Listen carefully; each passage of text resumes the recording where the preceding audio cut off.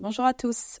Alors nous voilà pour une nouvelle vidéo où j'aimerais vous parler des fêtes de l'Éternel en lien avec la moisson. Alors pour commencer, je voulais vous dire encore une fois, je suis tout simplement disciple de Jésus. J'aime le Seigneur, j'aime sa parole, j'aime méditer avec le Saint-Esprit. Et là, en fait, moi, je vous partage juste ce qui me semble avoir compris dans la parole de Dieu et vraiment que vous puissiez aussi vous rendre compte que je suis tout à fait capable de me tromper et que c'est à vous de passer du temps dans la parole et de chercher, de méditer pour vérifier ce que je dis et pour avoir aussi vous-même vos propres convictions. Ça, c'est donc pour ce qui me concerne. Alors ensuite, j'aimerais faire un petit retour. C'est autour de 2020 que j'ai réalisé que tout ce que l'Éternel a donné à Israël comme calendrier lorsque le peuple d'Israël est sorti d'Égypte, que tout cela était prophétique d'événements que Jésus allait accomplir en venant sur la terre, en mourant sur la croix, en ressuscitant et aussi lors de son retour final en gloire. Donc, à ce moment-là, j'ai aussi découvert les rythmes des 7 ans posés par Dieu, comme les Shemitah, et qu'au bout des 7 ans, il y avait la libération des esclaves, où la terre était aussi mise au repos, etc. Toutes ces choses-là que Dieu a ordonnées au peuple d'Israël, j'ai constaté que c'était prophétique et que ça nous annonçait les choses de la fin. Ça nous annonçait la fin de notre esclavage, du péché sur la terre, et ça nous annonçait le retour de Jésus. Et pour moi, c'était vraiment quelque chose de fort comme révélation. Je sais qu'il y en a qui ont compris ça depuis longtemps, mais moi, voilà, c'est que depuis 2020. Et alors, à ce moment-là, comme on était dans une année de Shemitah en 2022, j'ai fait le lien entre ces fêtes de l'Éternel et l'enlèvement possible en 2022, durant les fêtes d'automne. Et donc moi, là, j'ai une personne qui m'a envoyé un message par rapport à ça et je voulais vraiment vous demander pardon à tous ceux qui se sont accrochés à mes propos et qui ont mis toute leur espérance dans les allusions que je faisais que Jésus pouvait revenir en 2022 à ce moment-là lors des fêtes d'automne. Je demande pardon à ces personnes qui ont été déçues parce qu'à ce moment-là, rien ne s'est produit. Je voulais juste vous dire que, en fait, moi, c'est vrai que le Seigneur, il me disait déjà fais attention, et j'ai pas fait attention. Et je le fais maintenant, très attention à ça. Il me disait vraiment de faire attention parce que les calendriers que nous avons, que ce soit le calendrier grégorien, que ce soit le calendrier que le peuple d'Israël a, aucun calendrier n'est plus aligné avec le calendrier que l'Éternel a donné au moment où le peuple d'Israël est sorti d'Égypte, lorsqu'il a donné le calendrier à Moïse. En fait, rien n'est plus aligné et c'est ce qui s'est passé pour moi, c'est que j'ai fait un lien des calendriers qui sont faux et ce que je comprenais des Shemitah. Et donc, je voulais vous rendre sensible à cela, que nous puissions tous simplement nous accrocher à ce que Dieu dit dans sa parole. Qu'on puisse rester accroché à la parole de Dieu, que Dieu nous a donné à toutes ces promesses qui sont écrites dans la parole, et que nous ne nous accrochions pas à des paroles d'hommes, d'êtres humains, et ni aussi, parce que j'ai aussi partagé déjà pas mal de rêves ou de visions ou de choses comme ça, mais tout ça, ça reste vraiment des choses secondaires, parce que notre interprétation de ces choses-là peut être très humaine, et c'est pas la parole de Dieu. Donc, ce qui est important, ce sont les promesses que Dieu nous a laissées dans sa parole, parce que celles-ci vont s'accomplir, c'est la parole de Dieu. Quant au reste, même si on a des choses parfois très fortes sur le cœur, j'ai réalisé qu'on ne peut pas définir le temps où les choses vont se passer, parce que le temps appartient à Dieu. Et donc c'est vraiment important que nous puissions rester les yeux fixés sur Jésus et que nous puissions simplement le laisser faire et respecter ce qu'il est en train de faire. Et je pense que c'est vraiment important de rester juste accroché à sa parole. Et moi, je veux vraiment vous encourager à lire et méditer la parole et à vous appuyer sur ce qui est écrit dans la parole parce que c'est vraiment, vraiment fort. Il y a des trésors cachés, il y a des perles et des choses que le Saint-Esprit veut nous révéler dans la parole et c'est vraiment beau. Et c'est ce que le Seigneur nous demande, c'est de lire sa parole, d'aimer sa parole, de la chérir. Et voilà, que les paroles d'êtres humains puissent passer au second plan et que si vous entendez, que ce soit de moi, de quelqu'un d'autre, qu'on a des choses sur le cœur, ok, il y a des choses très fortes qui peuvent être là sur le cœur, mais il peut encore se passer du temps, des semaines, des mois, des années, on ne sait pas.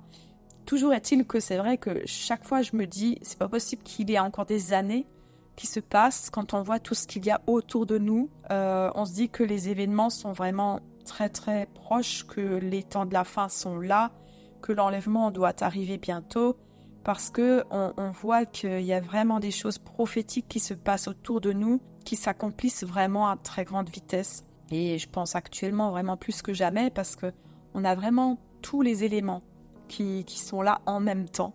On entend parler de guerre, de bruit de guerre, on entend une nation qui s'élève contre une nation. On voit que la tromperie est très forte, la séduction dans les églises aussi, avec des loups qui s'infiltrent partout. On voit que les lois de l'Éternel sont changées en des lois antichristiques dans les nations. On voit qu'il y a des signes aussi qui sont importants dans le ciel, dans les étoiles, dans le soleil, mais aussi même sur la terre, avec des tremblements de terre, des catastrophes naturelles, etc. Mais avec tout ça, Jésus a dit, dans Luc 21 au verset 28, « Quand ces événements commenceront à se produire, redressez-vous et relevez la tête parce que votre délivrance est proche. » Donc ça, c'est vraiment notre espérance. Nous savons que Jésus arrive, que Jésus revient et que notre délivrance est proche. Et nous savons aussi que nous pouvons rester confiants dans le Seigneur. Donc on peut continuer de nous réjouir. On peut continuer aussi d'être rempli d'espérance jusqu'au bout, de savoir que notre bien-aimé arrive, ça c'est une certitude. Chaque jour qui passe nous rapproche plus de l'enlèvement, ça c'est aussi une certitude. Mais que nous puissions nous en arrêter là et ne pas chercher à avoir à chercher une date ou un moment. Je pense que Dieu nous dit les choses quand c'est important que nous les sachions, au moment où nous avons besoin de les savoir. Voilà, donc au sujet du calendrier de l'Éternel, on va aujourd'hui se pencher sur 3 grandes fêtes de l'Éternel que Dieu a instaurées pour le peuple d'Israël. Et on va voir comment ces 3 fêtes, ces 3 grandes célébrations s'accomplissent en Jésus. Ou comment on peut comprendre qu'elles pourraient s'accomplir en Jésus parce qu'elles ne sont pas encore toutes accomplies. Donc voilà. La première chose qu'on peut réaliser, c'est que c'est le sacrifice de l'agneau immolé qui ouvre les 3 grandes fêtes de l'Éternel, qui sont 3 temps de moisson. Ben ça, on le voit, hein. Tout commence par l'agneau qui est immolé et dès le lendemain, il y a la première fête qui s'ouvre. Donc Pâques est considérée vraiment comme cette fête de la libération de l'esclavage, puisque c'est fêté au moment où le peuple sort du pays d'Égypte. C'est là qu'ils vont tuer l'agneau et qu'ils vont mettre le sang sur les linteaux et qu'ensuite ils vont sortir d'Égypte.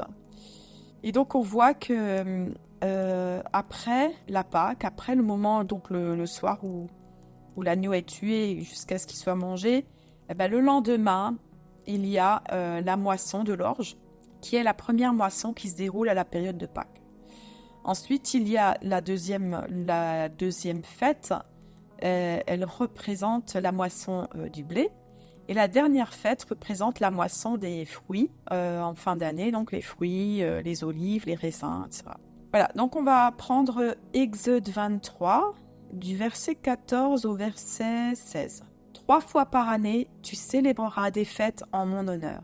Dans la version Chouraki, c'est écrit « Tu feras un pèlerinage ». On sait que les Israélites faisaient un pèlerinage à Jérusalem une fois qu'ils habitaient le pays d'Israël. Hein. Alors, au verset 15. « Tu observeras la fête des pains sans levain pendant 7 jours au temps fixé dans le mois des épis. Tu mangeras des pains sans levain comme je t'en ai donné l'ordre, car c'est dans ce mois que tu es sorti d'Égypte, et l'on ne se présentera point à vide devant ma face. Tu observeras la fête de la moisson, des prémices de ton travail, de ce que tu auras semé dans les champs, et la fête de la récolte à la fin de l'année, quand tu recueilleras des champs le fruit de ton travail. » Donc, tout ce que l'Éternel a ordonné au peuple d'Israël, je vous ai dit, c'est l'ombre des choses à venir, c'est-à-dire que tout ça ça voit son accomplissement en Jésus notre Messie. Et c'est là que toutes ces fêtes prennent leur sens en Jésus. D'où aussi le fait que c'est plutôt dommage que nous, en tant que disciples de Jésus, on ne fête pas toutes ces fêtes. Voilà, en l'occurrence, je pointe tout particulièrement la fête des tabernacles, qui est la dernière, que nous ne fêtons pas. Et pourtant, elle est tellement importante, c'est une fête tellement belle et joyeuse. Donc, au travers de ces 3 fêtes, je comprends qu'elles sont en lien avec la récolte des âmes, avec le salut. Je comprends que la terre, c'est comme un champ, et que nous, tous les êtres humains, nous sommes ces graines semées dans ce champ, qui devront arriver à maturité pour être récoltées, et ça nous renvoie ici à la parabole du blé et de l'ivraie. Alors, la première grande fête, c'est la fête des pains sans levain. Donc, c'est la première célébration, la fête des pains sans levain, elle se déroule donc le lendemain de Pessah, ou Pâques. Jésus l'a accompli en mourant sur la croix et en ressuscitant, ça c'est Jésus a accompli Pessah. Et le levain peut représenter le péché. Pas toujours le cas, mais ça peut représenter le péché. Et Jésus a été ce corps sans péché qui s'est sacrifié pour nous.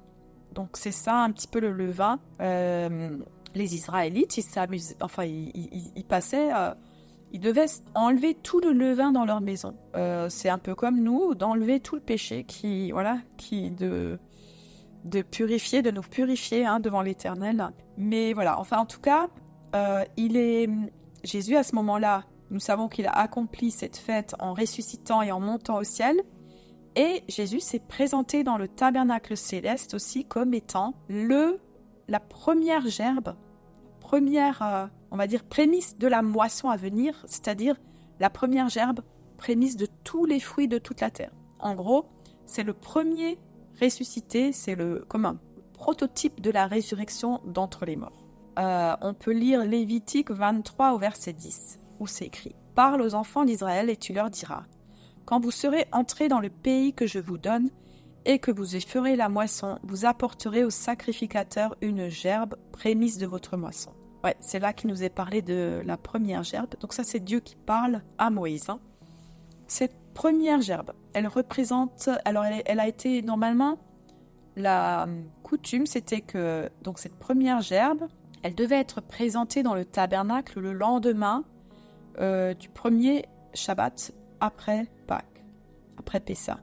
C'est la gerbe témoin. C'est cette gerbe qui montrait que ça y est, à partir de là, la moisson est prête et la récolte peut commencer. Donc ce sont les sacrificateurs qui devaient définir que c'était le temps de commencer la moisson. Alors, on voit que c'est Jésus qui représente cette gerbe, le premier des ressuscités, parce que Jésus s'est présenté dans le tabernacle céleste comme étant cette gerbe qui est mûre, le témoin que la moisson est prête. Et nous voyons cela dans Jean au chapitre 20, versets 16 et 17. Jésus lui dit « Marie ». Elle se retourna et lui dit en hébreu « Rabouni », c'est-à-dire « maître ». Donc c'est au moment de la résurrection de Jésus, Marie reconnaît Jésus. Jésus lui dit « Ne me retiens pas, car je ne suis pas encore monté vers mon Père, mais va trouver mes frères et dis-leur que je monte vers mon Père et votre Père, vers mon Dieu et votre Dieu. » Donc très important ici, Jésus est ressuscité et il est d'abord monté au ciel après sa résurrection. Et ça, ça nous montre qu'il est allé se présenter comme le premier des ressuscités.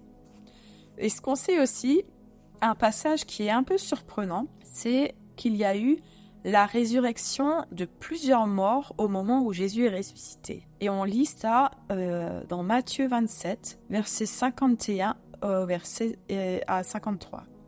Et voici le voile du temple se déchira en deux, depuis le haut jusqu'en bas. La terre trembla, les rochers se fendirent, les sépulcres s'ouvrirent, et plusieurs corps des saints qui étaient morts ressuscitèrent. Étant sortis des sépulcres après la résurrection de Jésus, ils entrèrent dans la ville sainte et apparurent à un grand nombre de personnes. Alors là, j'ai cherché le mot « plusieurs » parce qu'il est écrit « plusieurs corps des saints ». Et en vrai, ça veut dire un grand nombre ou beaucoup.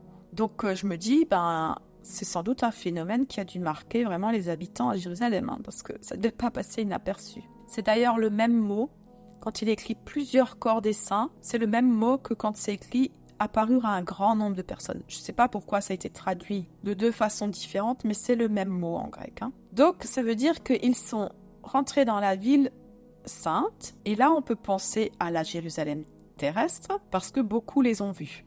C'est écrit un grand nombre de personnes, ils sont apparus à un grand nombre de personnes. Mais on peut aussi penser, dans cette phrase, puisque c'est écrit « ils entrèrent dans la ville sainte », on peut aussi penser que cette phrase, elle peut avoir deux sens. On peut aussi dire que peut-être sont-ils rentrés dans la Jérusalem céleste, la ville sainte céleste. Voilà, donc qu'ils y sont entrés avec des corps ressuscités. Quoi qu'il en soit aussi, il y a eu une résurrection juste après la résurrection de Jésus. Donc ça, c'est très important. On voit aussi que ils sont rentrés, oui, ils sont allés dans la ville sainte. Donc on suppose à Jérusalem. Or, on a vu avant que les trois pèlerinages des trois fêtes, ce sont des pèlerinages qui se font où les Israélites devaient monter à Jérusalem. Et moi, ça me parle aussi dans le sens où, comme si ces trois grandes fêtes, ce sont trois temps de moisson où ceux qui sont moissonnés vont faire un pèlerinage vers la Jérusalem céleste. Donc ça veut dire là, les premiers ressuscités, si ça se trouve, sont déjà allés dans cette Jérusalem, ils sont déjà là dans cette Jérusalem céleste.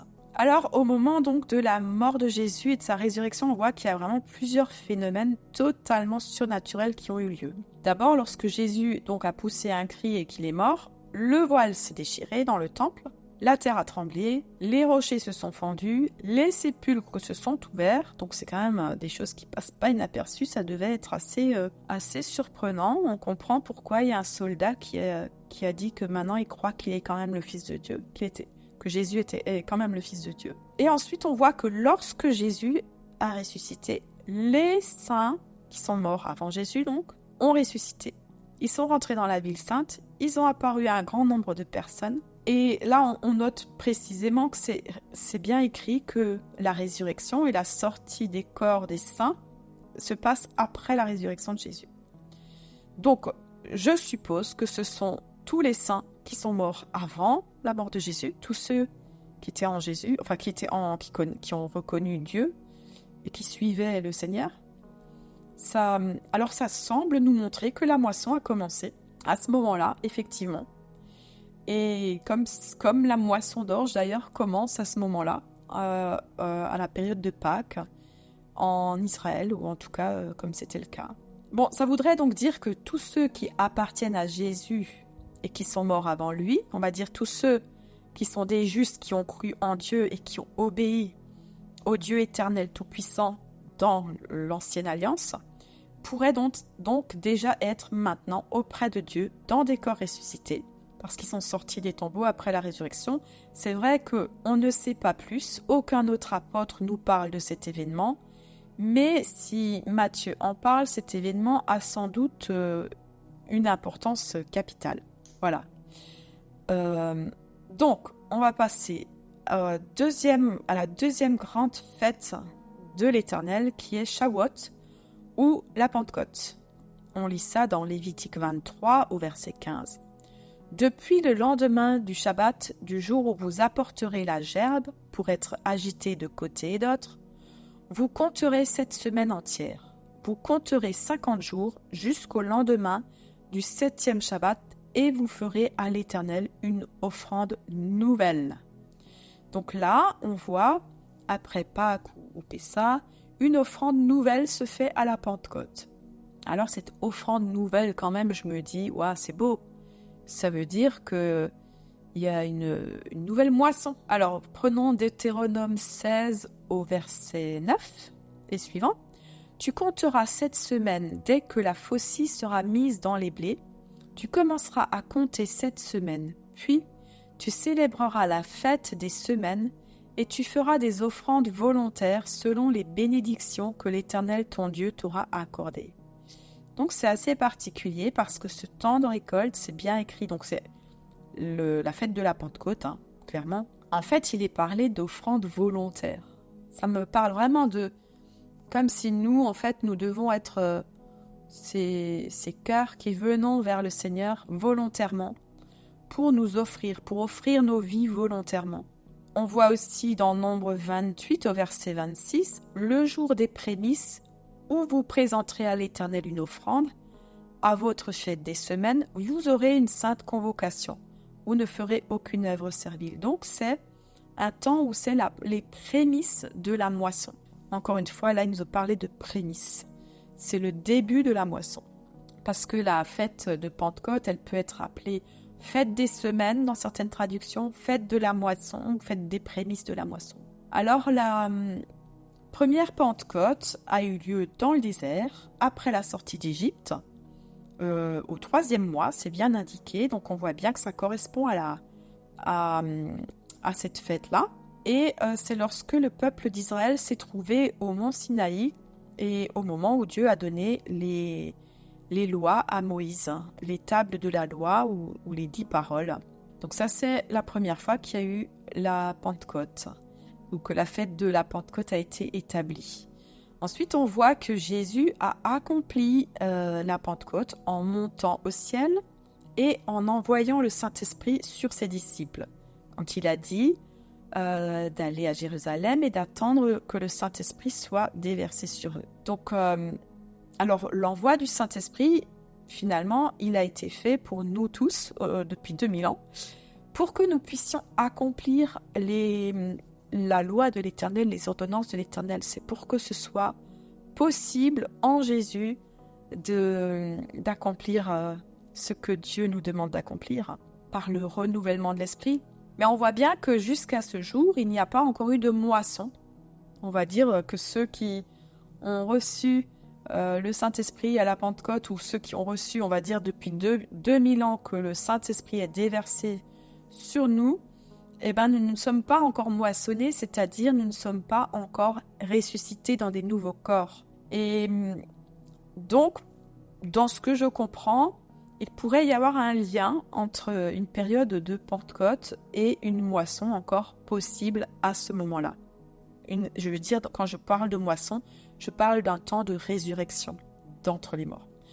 Alors, pour aborder ce sujet de la fête de Shavuot ou de Pentecôte et en lien avec l'enlèvement, par exemple, je vais vraiment vous en parler lors d'une prochaine vidéo où je vais un petit peu approfondir le texte dans Exode. On verra ça donc plus tard. Et alors, on passe à la 3e grande fête qui est la fête de la récolte. Et cette fête se passe en fin d'année, c'est la fin de toutes les récoltes. Elle correspond à la fête des tabernacles, qui est finalement, qui représente la fin de notre errance sur la terre et qui finit la moisson. Elle est associée à la récolte des olives, du raisin, des fruits, etc. Donc on lit dans Exode 23 au verset 16, « Tu observeras la fête de la moisson, des prémices de ton travail, de ce que tu auras semé dans les champs. » Donc ça, c'est comme on a vu, c'est la Pentecôte. « Et la fête de la récolte à la fin de l'année, quand tu recueilleras des champs le fruit de ton travail.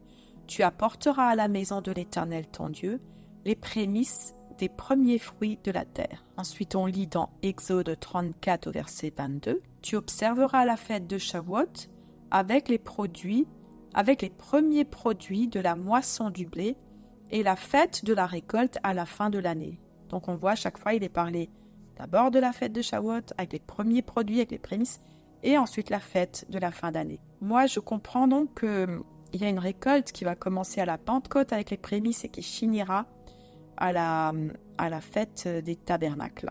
On lit aussi dans Lévitique 23 au verset 39, « Le 15e jour du 7e mois, quand vous récolterez les produits du pays, vous célébrerez donc une fête en l'honneur de l'Éternel pendant 7 jours. Le 1er jour sera un jour de repos et le 8e aussi. » Voilà, donc là encore une fois, on voit la récolte des produits du pays qui se passe lors de la fête des tabernacles. On a aussi Lévitique 23 au verset 40. « Le 1er jour, vous prendrez de beaux fruits, des branches de palmiers, des rameaux d'arbres touffus et des saules de rivière, et vous vous réjouirez devant l'Éternel votre Dieu pendant 7 jours. » Et là, en fait, c'est une fête, la fête des tabernacles est la fête la plus joyeuse de l'année pour Israël. Alors là, il y a quand même dans ce passage quelque chose d'important. Dans Lévitique 23-40, il est parlé de branches de palmier. Et donc, dans l'accomplissement de cette fête, moi, je comprends qu'elle correspond à la dernière grande récolte dont on nous parle dans Apocalypse, parce qu'on voit que la grande foule qui est devant le trône a également des feuilles de palmier. Apocalypse 7 au verset 9 et suivant. « Après cela, je regardais, et je vis une foule immense que personne ne pouvait compter. C'étaient des hommes de toute nation, de toute tribu, de tout peuple et de toute langue. Ils se tenaient debout devant le trône et devant l'agneau, habillés de robes blanches, des feuilles de palmier à la main, et ils criaient d'une voix forte, « Le salut est à notre Dieu qui est assis sur le trône et à l'agneau. » Alors, qui sont ces personnes? C'est écrit dans Apocalypse 7 au verset 14. Il me dit alors, « Ce sont ceux qui viennent de la grande tribulation. Ils ont lavé leurs robes, ils l'ont blanchi dans le sang de l'agneau. » Donc, ça veut dire que ce sont tous ceux qui sont venus de la grande tribulation et qui accompliront la dernière grande récolte qui va se passer à la fête des tabernacles. En fait, pour moi, c'est le troisième rendez-vous, la troisième temps de résurrection, on va dire. Alors, ça nous montre bien que les trois fêtes de l'Éternel sont trois moments liés à des temps donc, de récolte, et que pour moi, en tout cas, dans ma compréhension, c'est vraiment une typologie où ça représente les moissons, la moisson des âmes de ceux qui appartiennent au Seigneur. On voit donc les trois grands pèlerinages vers Jérusalem qui peuvent indiquer les personnes qui ressuscitent et qui entrent dans cette Jérusalem céleste, les trois temps de moisson des âmes.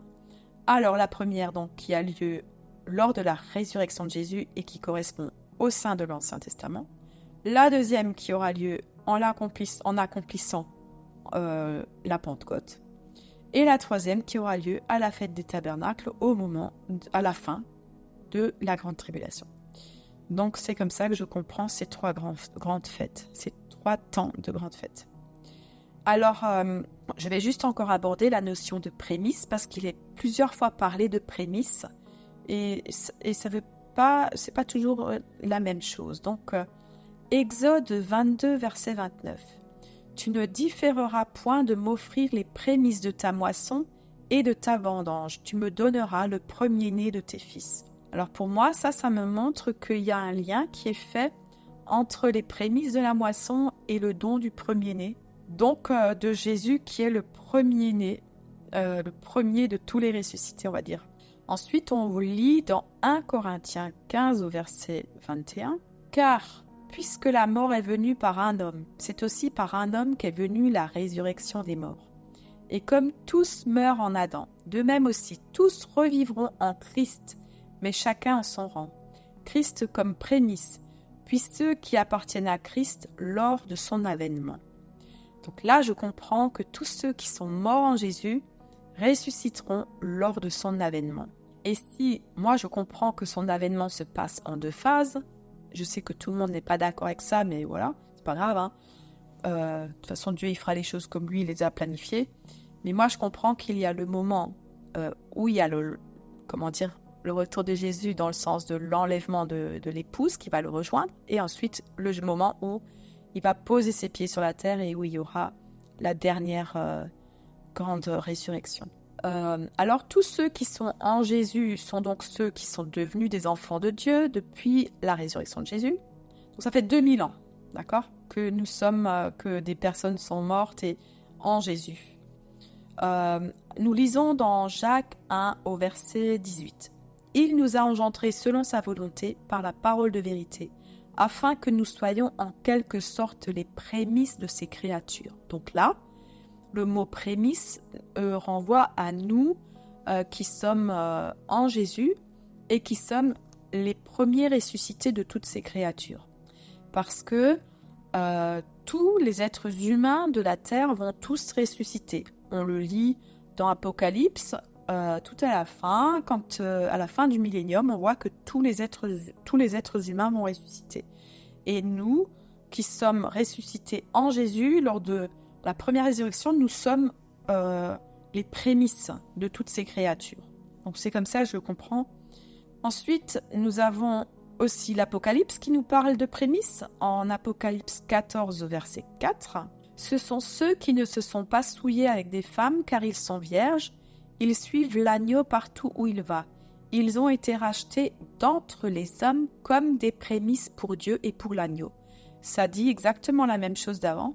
Je comprends qu'en fait, là, il est parlé de tous ceux qui sont en Jésus. Ce sont ceux qui sont rachetés pour Jésus.